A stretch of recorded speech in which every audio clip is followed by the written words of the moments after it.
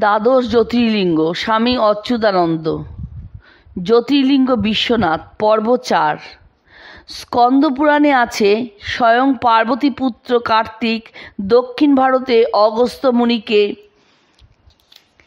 এই শিবতীর্থ কাশীর উৎপত্তির কথা বলেছেন জ্যোতির্লিঙ্গের আবির্ভাবের কথা।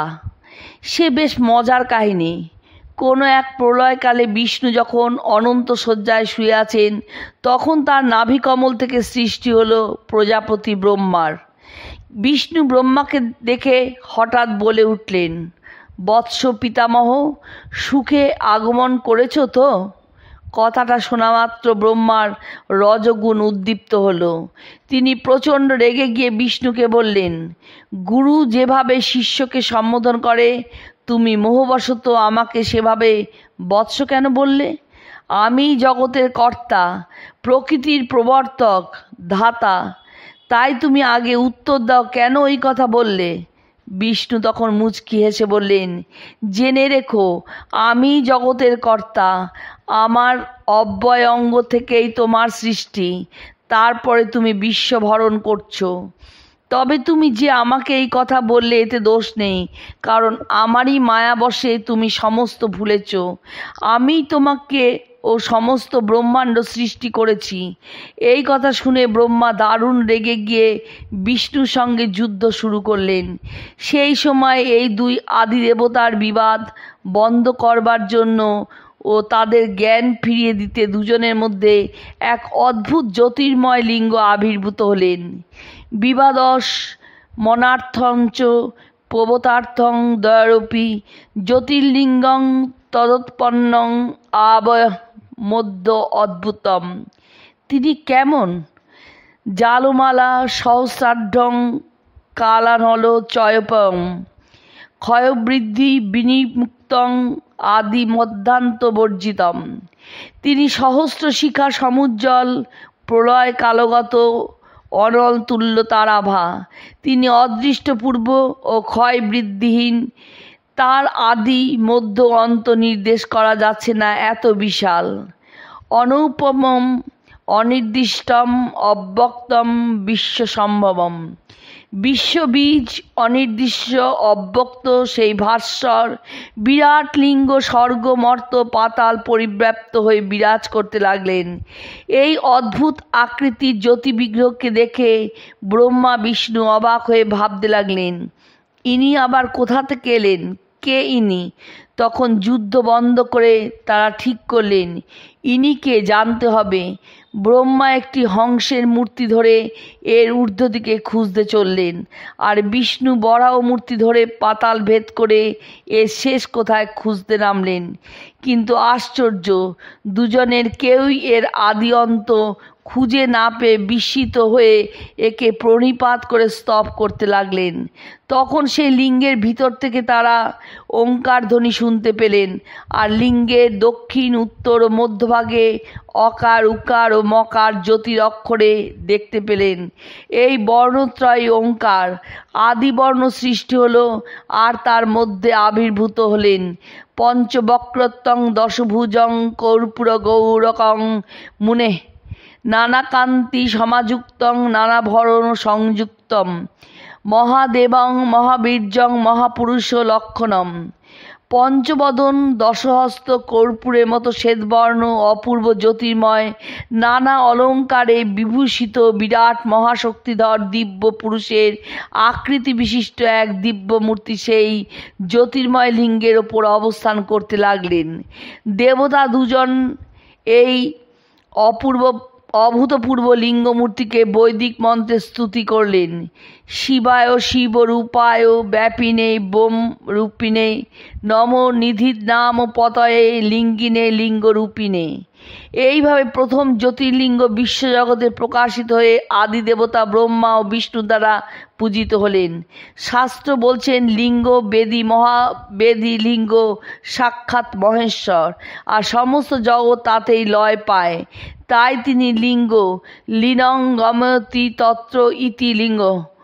শিব বিষ্ণুকে তখন বললেন, পূজিত লিঙ্গ রূপেণস্মিন প্রসন্ন বিবিধং ফলম দাস্যামি সর্বলোকাভ্য মনঃ বিষ্টান্নান্ন কেশ যদা দুঃখ ভবে তত্র পূজিতে সর্বদুঃখ নাশনম। আমাকে লিঙ্গরূপে পূজা করলে সর্বলোকবাসীদের প্রতি প্রসন্ন হয়ে আমি তাদের নানা ফল দান করি ও তাদের দুঃখ বিপদে আমি রক্ষা করি। এইভাবে মর্তে লিঙ্গ পূজার প্রচলন হলো। শিব আরও বললেন, ইদং লিঙ্গং সদা পূজ্যং ভবদ্ভাং সুখ হেতবে। তোমাদের সুখের জন্য এই লিঙ্গ সর্বদা পূজা করবে। এই জ্যোতির্লিঙ্গ উৎপত্তি সম্পর্কে পদ্মপুরাণে আরেকটি কাহিনী আছে, সেটিও সংক্ষেপে বলি। কোনো এক সময় হিমালয়ে শিব ও পার্বতী যখন একান্তে বিশ্রামরত, তখন একদল ঋষি তাদের দর্শনে সেখানে গেলে দাড়ি নন্দী বাধা দিয়ে বলেন তারা বিশ্রাম করছেন, এখন দর্শন হবে না। মায়ামোহে বিভ্রান্ত ঋষিরা শিবকেই শাপ দিয়ে বসলেন, তোমার লিঙ্গ স্খলিত হোক। শিব ভক্তের মান রাখবার জন্য জগতে লিঙ্গ পূজার প্রবর্তনের জন্য নিজের লিঙ্গ ত্যাগ করলে সেই দিব্যলিঙ্গ অপূর্ব তেজে জ্বলতে জ্বলতে ত্রিভুবনকে দগ্ধ করার মতো জ্যোতি নিয়ে নিচে পড়তে লাগলো। দেবতারা ও ঋষিরা ভয় পেয়ে ভাবলেন এখন কি উপায়। তারা সকলে মিলে পরামর্শ করলেন, এই মহাবীর্যশালী জ্যোতির্ময় লিঙ্গকে ধারণ করার আর কারো সাধ্য নয়। একমাত্র মা ভগবতী আদ্যাশক্তি জগদ্ধাত্রী এই লিঙ্গ ধারণে সমর্থা। তারা তখন দেবীর কাছে গিয়ে তাকে অনেক প্রার্থনা করে জানালেন, মা তুমিই পীঠ হও যেখানে এই জ্যোতির্লিঙ্গ স্থির হবেন, শান্ত হবেন। যোনিরূপং ভবেৎ চেত বৈ তদা স্থিরতাং ভবেৎ তদা প্রসন্নাং তাং দৃষ্টা তদেব কুরুতে পুনঃ। তাদের পূজা প্রার্থনায় প্রসন্না হয়ে ত্রিকোণাকৃতি পীঠ রূপে মা অধিষ্ঠিতা হলেন, আর সেই লিঙ্গ ধীরে ধীরে সেই পীঠে অনুপ্রবিষ্ট হলো। এটি হলো শিবের গৌরীপট্ট বা যোনি পীঠ। শাস্ত্র আরও বলেছেন, আকাশং লিঙ্গ মিথ্যাহ পৃথিবী তস্য পীঠিকা। আকাশই হচ্ছে লিঙ্গ আর পৃথিবী তার পীঠ বা আধার। এইভাবে আদি জ্যোতির্লিঙ্গ সৃষ্টি হলো। আচার্য শঙ্কর ভারতবর্ষে 12টি স্থানের 12টি স্বয়ম্ভু লিঙ্গকে বিশেষ মাহাত্ম্যের মর্যাদা দিয়ে তাদের দ্বাদশ জ্যোতির্লিঙ্গ আখ্যা দিয়েছেন। তার মধ্যে কাশীর বিশ্বেশ্বর শ্রেষ্ঠ ও প্রাচীনতম। এখানে বিশ্বেশ্বর প্রতিষ্ঠিত হওয়ার পরে পুরাণের যুগে আয়ুবংশীয় সুহোত্র পুত্র কাশ্য রাজ্য লাভ করেন। তার নাম থেকে কাশী নাম হয়। এর আরেকটি অর্থ হচ্ছে কাশ্যতে প্রকাশ্যতে ইতি কাশী, অর্থাৎ শুদ্ধ ভাব প্রকাশকারী বা উজ্জ্বল স্থান এই কাশী। আর বরুণা ও অসি এই দুটি ছোট নদীর সঙ্গমস্থল বলে একে বারাণসী বলে। আবার কারো মতে বনার বলে এক রাজা এখানে রাজত্ব করতেন, তার নামানুসারে এই নাম হয়েছে। কাশী নামটি বহু পুরাণে আছে। বারাণসী সে তুলনায় আধুনিকতর। কাশী পৃথিবীর প্রাচীনতম নগরী। রোম প্রাচীন নগরী, তবে তা ধ্বংস হয়ে গিয়েছিল, কিন্তু কাশী কখনো সম্পূর্ণ ধ্বংস হয়নি। প্রাচীনের ওপর নতুন ধীরে ধীরে গড়ে উঠেছে। বলা হয় কাশী শিবের ত্রিশূলের উপর অধিষ্ঠিত। কেদারঘাট অর্থাৎ কাশীর দক্ষিণ দিক থেকে হাঁটা আরম্ভ করলে বোঝা যায় সেটি কত উঁচু। তারপর দেবনাথপুরা বাঙালিটোলা হয়ে রাস্তা ঢালু হয়েছে। আবার গোধুলিয়ার কাছ থেকে বাঁশফটকে বিশ্বনাথের গলির কাছে গিয়ে রাস্তা উঁচু হয়ে গিয়েছে। রাস্তা আবার নিচে নেমে উঁচু দিকে উঠেছে কাল ভৈরবের মন্দিরের দিকে গিয়ে। এটা খুব ভালো করে বোঝা যায় রিক্সা চেপে গেলে।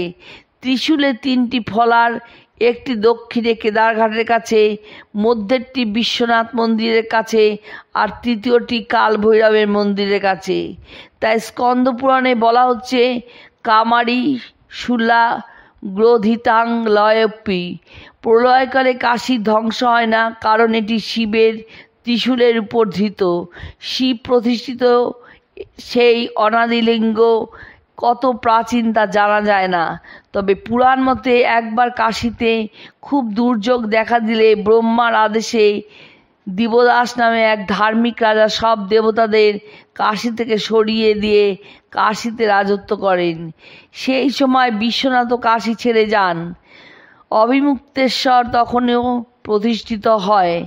তারপর ডুন্ডিরাজের কৌশলে ও আদিকেশবের পরামর্শে দিবদাসের রাজ্যে অধর্ম প্রবেশ করলে তিনি রাজ্য হারান, আর বিশ্বনাথ, মা ভবানী ও অন্য দেবতারা আবার কাশীতে ফিরে আসেন। সেই সময় দেবতারা নিজেদের নামে এখানে শিব প্রতিষ্ঠা করেন। আজও তারা আছেন, যেমন ব্রহ্মেশ্বর, ইন্দ্রেশ্বর, কুবেরেশ্বর, শনেশ্বর ইত্যাদি।